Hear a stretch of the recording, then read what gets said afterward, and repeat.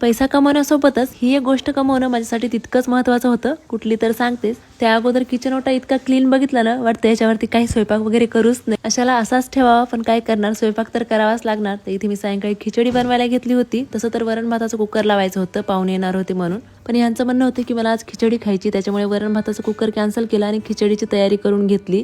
आणि नंतर म्हणलं भाजी पोळी करूया. मस्त अशी खिचडी जी आहे ती बनवून झाली होती. यांना वाढून दिली. तितक्यात ना माझे सबस्क्रायबर आले होते घरी भेटण्यासाठी. सो हीच ती गोष्ट होती जी मला कमवायची होती, ते म्हणजे माझं नाव, माझी ओळख. तर खरंच थँक्यू सो मच तुमच्या प्रेमाबद्दल आणि इतक्या छान सपोर्ट बद्दल, जे मला भेटण्यासाठी आणि बोलण्यासाठी उत्सुक असतात. खरंच तर तितक्यात पाहुणे पण आले होते आमच्या ह्या गोडुलीला बघण्यासाठी, आणि त्यांची ही मोठी गोडुली आहे. तर खूप दिवसानंतर आमची भेट वगैरे झाली होती. त्याच्यामुळे ना आमच्या गप्पा वगैरे इतक्या रंगल्या की मला व्हिडिओ करायचं लक्ष राहिलंच नाही. आणि त्यांनी ना स्वयंपाक तर बिलकुल करू दिला नाही. मग फक्त चहा पाणीच केलं आणि थोडा आम्ही बोलत बसलो. नंतर मग ते सगळेजण गेले आणि लगेच आम्ही जेवायला बसलो होतो. त्याच्यानंतर संध्याकाळी ते प्रक्षिताची तेल मालिश करायला घेतली. 8 दिवसातून एकदा दोनदा तर मी तिला तेल लावून घेत असते. तसं तिला आवडत नाही बिलकुल तेल लावायला, पण तिने आज लावू दिलं. त्याच्यानंतर प्रियांना खूप जास्त आवडते, ते बसला समोर की माझी मालिश कर म्हणून. मला एक माझा व्हिडिओ शूट करायचा होता, ते कम्प्लीट केला आणि परत रात्री ती चपात्या करायला घेतल्या. कारण की आम्ही जसं इथं राहायला आलो तसं एक कुत्रा आमच्या दारात येऊन बसते सारखंच, इथून काय हलत नाही, त्याच्यासाठी ह्या चपात्या बनवल्या होत्या. भेटूयात आता नेक्स्ट व्हिडिओ मध्ये, तोपर्यंत बाय.